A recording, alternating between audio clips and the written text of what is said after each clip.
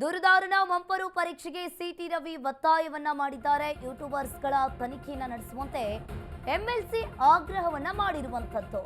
ದೂರುದಾರನ ಮಂಪರು ಪರೀಕ್ಷೆಗೆ ಸಿಟಿ ರವಿ ಒತ್ತಾಯವನ್ನ ಮಾಡಿದ್ದಾರೆ. ಅಪಪ್ರಚಾರ ಮಾಡಿರೋರ ಮೇಲೆ ಕ್ರಮ ಇಲ್ಲಿ ತೆಗೆದುಕೊಂಡಿಲ್ಲ. ಕ್ರಮ ಕೈಗೊಳ್ಳದಿದ್ರೆ ನಿಮ್ಮ ಮೇಲಿಗೆ ಅಪಾದನೆ ಬರುತ್ತೆ. ಧರ್ಮಸ್ಥಳ ಪ್ರಕರಣದಲ್ಲಿ ದೊಡ್ಡ ಷಡ್ಯಂತ್ರವೇ ಇದೆ. ವಿಧಾನಸೌಧದಲ್ಲಿ ಬಿಜೆಪಿ ಎಂಎಲ್ಸಿ ಸಿಟಿ ರವಿ ಈ ರೀತಿಯಾಗಿ ಹೇಳಿಕೆಯನ್ನ ನೀಡಿರುವಂತದ್ದು. ಕಾಂಗ್ರೆಸ್ಗೆ ಸಿದ್ದರಾಮಯ್ಯ ಮೇಲಿನ ದೂರುದಾರನ ಮಂಪರು ಪರೀಕ್ಷೆಗೆ ಸಿಟಿ ರವಿ ಇಲ್ಲಿ ಒತ್ತಾಯವನ್ನ ಮಾಡಿರುವಂತದ್ದು. ಅಪಪ್ರಚಾರ ಮಾಡಿರೋರ ಮೇಲೆ ಕ್ರಮ ತೆಗೆದುಕೊಂಡಿಲ್ಲ ಅಂತ ಹೇಳಿ ಪ್ರಶ್ನೆ ಮಾಡಿದ್ದಾರೆ. ಇನ್ನು ಕ್ರಮ ಕೈಗೊಳ್ಳದಿದ್ರೆ ನಿಮ್ಮ ಮೇಲೆಗೆ ಆಪಾದನೆ ಬರುತ್ತೆ. ಧರ್ಮಸ್ಥಳ ಪ್ರಕರಣದಲ್ಲಿ ಒಂದು ದೊಡ್ಡ ಷಡ್ಯಂತ್ರವೇ ನಡೆದಿದೆ ಅಂತ ಹೇಳಿರುವಂತದ್ದು. ವಿಧಾನಸೌಧದಲ್ಲಿ ಬಿಜೆಪಿ ಎಂಎಲ್ಸಿ ಸಿಟಿ ರವಿ ಈ ರೀತಿಯಾಗಿ ಹೇಳಿಕೆಯನ್ನ ನೀಡಿದ್ದಾರೆ. ಸೌಜನ್ಯ ಪ್ರಕರಣ ಮರು ತನಿಖೆಗೆ ಒತ್ತಾಯಿಸಿದ್ದೇನೆ. ಮರು ತನಿಖೆಯ ಬಗ್ಗೆ ಸರ್ಕಾರ ಇನ್ನು ಯಾವುದೇ ಪ್ರತಿಕ್ರಿಯೆಯನ್ನ ಕೊಟ್ಟಿಲ್ಲ. ವಿಧಾನಸೌಧದಲ್ಲಿ ಶಾಸಕ ಹರೀಶ್ ಪೂಂಜಾ ಹೇಳಿಕೆಯನ್ನ ನೀಡಿದ್ದಾರೆ. ಇನ್ನು ಧರ್ಮಸ್ಥಳ ಎಸ್ಐಟಿ ತನಿಖೆ ಆದಷ್ಟು ಬೇಗ ಮುಗಿಸಿ. ಷಡ್ಯಂತ್ರದ ಬಗ್ಗೆ ಡಿಸಿಎಂ ಡಿಕೆ ಶಿವಕುಮಾರ್ ಹೇಳಿರುವಂತದ್ದು. ಸೌಜನ್ಯ ಪ್ರಕರಣ ಮರು ತನಿಖೆಗೆ ಈಗಾಗಲೇ ನಾನು ಒತ್ತಾಯವನ್ನ ಮಾಡಿದ್ದೇನೆ. ಮರು ತನಿಖೆಯ ಬಗ್ಗೆ ಸರ್ಕಾರ ಇನ್ನು ಯಾವುದೇ ಪ್ರತಿಕ್ರಿಯೆಯನ್ನ ಕೊಟ್ಟಿಲ್ಲ.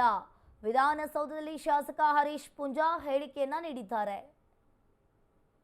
ಸೌಜನ್ಯ ಹತ್ಯೆಯ ಪ್ರಕರಣವನ್ನು ನ್ಯಾಯಾಲಯದ ತೀರ್ಪಿನ ನಂತರ ಇದನ್ನು ಮರು ತನಿಖೆ ಮಾಡಬೇಕು ಎನ್ನುವಂಥದ್ದು ಆಗ್ರಹವನ್ನು ಮಾಡಿದ್ದೇನೆ. ಇವತ್ತಿನವರೆಗೂ ಸರ್ಕಾರ ಅದಕ್ಕೆ ಯಾವುದೇ ರೀತಿಯಾಗಿರ್ತಕ್ಕಂಥ ಪ್ರತಿಕ್ರಿಯೆಯನ್ನು ಸರ್ಕಾರ ಕೊಟ್ಟಿಲ್ಲ. ಇವತ್ತು ಜನಾರ್ದನ್ ರೆಡ್ಡಿ ಅವರು ಹೇಳಿರ್ತಕ್ಕಂಥದ್ದಿರ್ಬೋದು ಅಥವಾ ಉಪಮುಖ್ಯಮಂತ್ರಿ ಡಿ ಕೆ ಶಿವಕುಮಾರ್ ಅವರು ಸಹ ಸ್ವತಃ ಸರ್ಕಾರದ ಒಂದು ಭಾಗವಾಗಿ ಅವರೇ ಹೇಳಿದ್ದಾರೆ, ಇದರ ಹಿಂದೆ ಅನೇಕ ಷಡ್ಯಂತ್ರಗಳಿದೆ ಅನ್ನುವಂಥದ್ದನ್ನು ಹೇಳಿದ್ದಾರೆ. ಖಂಡಿತ ಉಪಮುಖ್ಯಮಂತ್ರಿಗಳಿಗೂ ಇದರ ಗಮನಕ್ಕೆ ಇರೋದ್ರಿಂದ ವರದಿ ಬರಬೇಕಾದ್ರೆ ಇದರ ಎಲ್ಲವೂ ಸಹ ಬೆಳಕಿಗೆ ಬರ್ತದೆ ಅನ್ನುವಂಥದ್ದು ನನ್ನ ಭಾವನೆ. ನಾನು ಈ ರೀತಿಯ ಯಾವುದೇ ಮಾಹಿತಿಗಳನ್ನು ಊಹಾಪೋಹಗಳನ್ನು ನಾನು ಹೇಳಲಿಕ್ಕೆ ತಯಾರಿಲ್ಲ.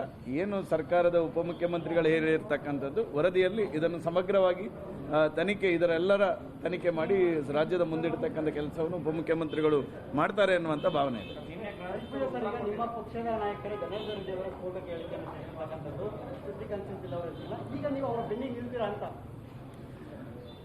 ಸ್ಫೋಟಕ್ಕೆ ಹೇಳಿಕೆಯನ್ನು ಜನಾರ್ದನ್ ರೆಡ್ಡಿ ಅವರು ಹೇಳುವುದಕ್ಕಿಂತ ಮುಂಚೆ ಡಿ ಕೆ ಶಿವಕುಮಾರ್ ಅವರು ಹೇಳಿದ್ದಾರೆ, ಇದರ ಹಿಂದೆ ಷಡ್ಯಂತ್ರ ಇದೆ ಅಂತೇಳಿ.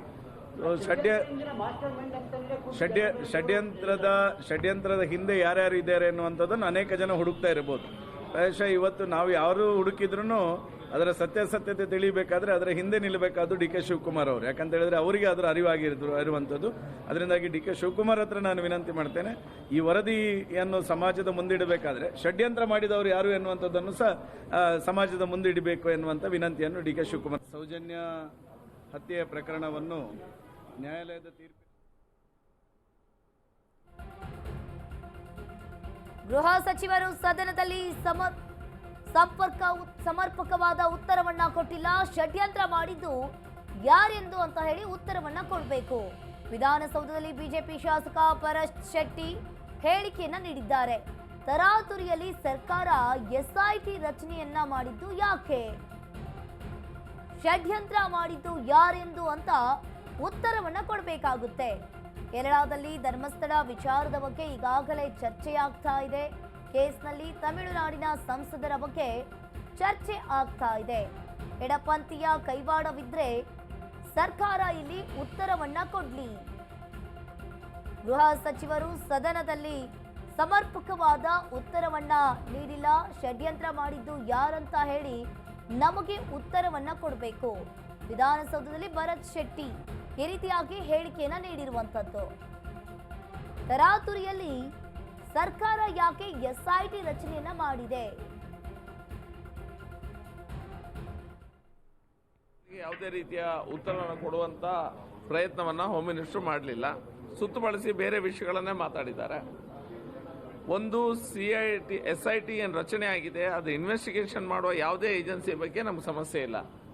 ಆದರೆ SIT ತನಿಖೆಯಾದ ಬಗೆ, ಅದ್ರ ಹಿಂದೆ ತರಾತುರಿಯಲ್ಲಿ ಯಾಕೆ ಮಾಡಿದ್ರು, ಅದ್ರ ಹಿಂದೆ ಕಾಂಗ್ರೆಸ್ ಹೈಕಮಾಂಡ್ನ ಕೈವಾಡ ಏನಿದೆ, ಇವರ ಇಲ್ಲಿ ಕರ್ನಾಟಕದ ಇನ್ಚಾರ್ಜ್ ಯಾರಿದ್ರು ವೇಣುಗೋಪಾಲ್ ಅವರ ಏನು ಹ್ಯಾಂಡ್ ಇದೆ, ಇದರಲ್ಲಿ ಕೈವಾಡ ಏನಿದೆ, ಕೇರಳದ ಒಬ್ಬರು MP ಅವರು ನಾವು ಇದನ್ನು ತನಿಖೆನ ನಾವು ಕೈ ತೆಗೆದುಕೊಳ್ತೇವೆ ಅನ್ನುವ ಮಾತನ್ನು ಹೇಳ್ತಾರೆ, ಅವರ ಕೈವಾಡ ಏನಿದೆ, ಕೇರಳ ಅಸೆಂಬ್ಲಿಗೆ ಕೆಲವರು ಲೆಟ್ರನ್ನು ಬರೀತಾರೆ, ಕೇರಳ ಅಸೆಂಬ್ಲಿಯಲ್ಲಿ ಈ ವಿಷಯವನ್ನು ತೆಗೆದುಕೊಳ್ಬೇಕು, ರಿಸಲ್ಯೂಷನ್ ಮಾಡಬೇಕು ಅನ್ನೋದ್ರ ಬಗ್ಗೆ.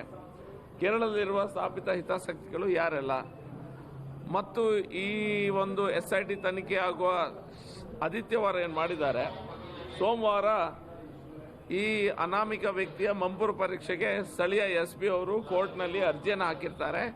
ಅರ್ಜಿ ಹಿಯರಿಂಗಿಗೆ ಸೋಮವಾರ ಬರ್ತಾ ಇತ್ತು. ಆದರೆ ಆದಿತ್ಯವಾರನೇ ಇವರು SITಯನ್ನು ಅನೌನ್ಸ್ ಮಾಡಿದ್ದಾರೆ. SIT ಇನ್ವೆಸ್ಟಿಗೇಷನ್ಸ್ ಏನಾಗ್ತಿದೆ ಅದ್ರ ಬಗ್ಗೆ ನಮಗೆ ಖಂಡಿತ ಎಲ್ಲ ರೀತಿಯ ಇನ್ವೆಸ್ಟಿಗೇಷನ್ಸ್ ನಾವು ಸ್ವಾಗತ ಮಾಡ್ತೇವೆ. ಅದಾದ ನಂತರ ಏನೆಲ್ಲ ಈ ಸೋಷಿಯಲ್ ಮೀಡಿಯಾ ಹ್ಯಾಂಡಲ್ಗಳಲ್ಲಿ ದಿನನಿತ್ಯ ಯಾವುದೇ ರೀತಿಯ ಪ್ರೂಫ್ಗಳಿಲ್ಲದೆ, ಯಾವುದೇ ರೀತಿಯ ಸಾಕ್ಷಿಗಳಿಲ್ಲದೆ ಬಾಯಿಗೆ ಬಂದಂಥ ರೀತಿಯಲ್ಲಿ ಈ ಧಾರ್ಮಿಕ ಕ್ಷೇತ್ರವನ್ನು ಹೀಯಾಳಿಸುವಂಥ ಕೆಲಸ ಏನು ಬೇರೆ ಬೇರೆ ಯೂಟ್ಯೂಬ್ ಚಾನೆಲ್ಸ್ ಮತ್ತು ಸೋಷಿಯಲ್ ಮೀಡಿಯಾ ಹ್ಯಾಂಡಲ್ಸ್ಗಳಾಗಿದೆ. ನಿನ್ನೆ ಗೃಹ ಮಂತ್ರಿಗಳೇನು ಉತ್ತರವನ್ನು ಕೊಟ್ಟಿದ್ದಾರೆ ಮತ್ತು ನಾವೇನು ಕ್ಲಾರಿಫಿಕೇಶನ್ ಕೇಳಿದ್ದೇವೆ. ನಮ್ಮ ಮನಸ್ಸಿನಲ್ಲಿರುವಂಥ ಕೆಲವು ಡೌಟ್ಸ್ಗಳಿಗೆ ಯಾವುದೇ ರೀತಿಯ ಉತ್ತರವನ್ನು ಕೊಡುವಂಥ ಪ್ರಯತ್ನವನ್ನು ಹೋಮ್ ಮಿನಿಸ್ಟ್ರು ಮಾಡಲಿಲ್ಲ. ಸುತ್ತುಬಳಸಿ ಬೇರೆ ವಿಷಯಗಳನ್ನೇ ಮಾತಾಡಿದ್ದಾರೆ. ಒಂದು SIT ಏನು ರಚನೆ ಆಗಿದೆ, ಅದು ಇನ್ವೆಸ್ಟಿಗೇಷನ್ ಮಾಡುವ ಯಾವುದೇ ಏಜೆನ್ಸಿ ಬಗ್ಗೆ ನಮ್ಗೆ ಸಮಸ್ಯೆ ಇಲ್ಲ. ಆದರೆ SIT ತನಿಖೆಯಾದ ಬಗೆ, ಅದ್ರ ಹಿಂದೆ ತರಾತುರಿಯಲ್ಲಿ ಯಾಕೆ ಮಾಡಿದ್ರು,